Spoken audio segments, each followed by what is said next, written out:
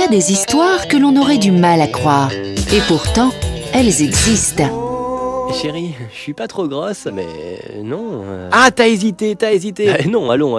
Non, tu trouves comment mes fesses chérie, voilà le style de question que peut poser une fille. Le type de question dont les réponses sont attendues comme on attend son numéro dans la file d'attente du stand de charcuterie. Et n'y voyez aucun lien entre le jambon de la charcuterie et la question sur les fesses. De toute façon, dans les deux cas, il y a un peu de gras autour de la couenne, hein, mais c'est le meilleur, le gras. Sur le jambon. Enfin bref, question piège, quoi. Si vous répondez trop honnêtement, ça risque de sentir le pâté pour vous. Si vous répondez trop convaincu, vous mentez. Là, elle en est convaincue. Le convaincu devient un con vaincu, et puisqu'on parle de fesses, dans vaincu, il y a 20, bien sûr. Alors, c'est l'Angleterre qui nous préoccupe ce matin, et notamment un fessier royal, les fesses de Pippa Middleton. Ah, elles sont partout sur internet, et ça déplaît d'ailleurs quelque peu à la reine, hein. Jalouse sûrement, elle n'a plus le même fessier, hein.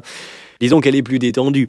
Quoi qu'il en soit, messieurs, ne vous amusez pas à commenter les fesses de notre Pippa Middleton en compagnie de votre dame. Non, celle-ci risquerait de ne pas apprécier et de se venger qui plus est par la même occasion, comme cette jeune femme anglaise qui, elle, a tagué la voiture de son copain en marquant à l'encre indélébile la réponse à la question débile. Alors, tu préfères toujours le derrière de Pippa au mien, hein? Et quand je traduis par derrière, c'est pour ne pas être impoli. C'est vrai qu'on m'a toujours appris, moi, à dire ce que je pense en face et non par derrière, justement. En plus de dormir sur le canapé, notre homme promène désormais sa voiture taguée. La honte s'abat sur lui, il se cache. C'est vrai, c'est moche ce qu'il a fait, c'est moche ce qu'il a dit, ça mériterait une fessée, ça.